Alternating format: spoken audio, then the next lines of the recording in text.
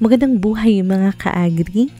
At ngayon, nandito na tayo sa ating pangatlong episode ng ating NRAM 2021 Virtual Run for Rice. Kung alam nyo lang po, ito ang pinaka-paborito ko sa lahat ng episodes. Sa una kasi nating episode ay pinakita ko sa inyo ang aking unang pagtakbo para sa 5 kilometro at ang paggamit ko ng Landmaster Retivator sa aming munting palayan pagkatapos ko tumakbo. O, diba? Yung pagod na nga ako sa pagtakbo ay lalo ko pang pinagod ang sarili ko. Pero okay lang yun mga ka-agri kasi wala pa yun sa hirap na pinagdadaanan ng ating mga magsasaka mula sa pagtatanim at hanggat sa pag-harvest. Sa mga hindi po nakakaalam na it takes po 3 to 6 months para sa rice plants to grow. From seeds to mature plants na po yun. Depende po sa variety at kung saan itatanim.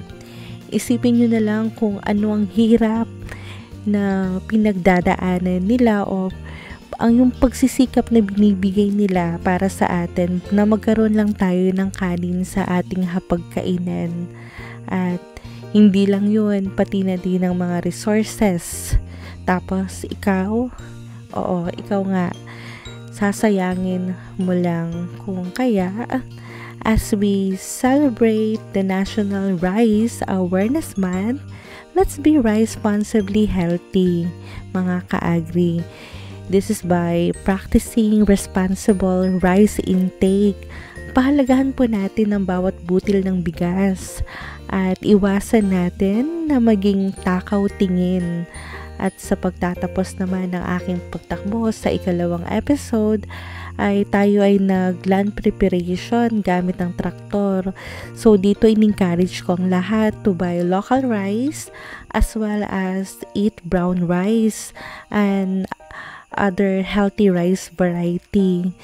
At sa mga hindi pa po nakakatry, subukan nyo pong kumain ng brown rice. Healthy na po, masarap pa. At ayon pa nga sa isang pag-aaral, ito ay nakakatulong para sa magandang panunaw ng kinain at malaking tulong para makaiwas sa iba't ibang uri ng karamdaman gaya ng sakit sa puso, cancer at diabetes. At dahil dyan, papainggitin ko kayo tulad ng sabi ko nga kanina, ito ang pinaka-paborito kong episode dahil tayo ay kakain ng brown rice kasama ng mga paborito kong gulay at ulam.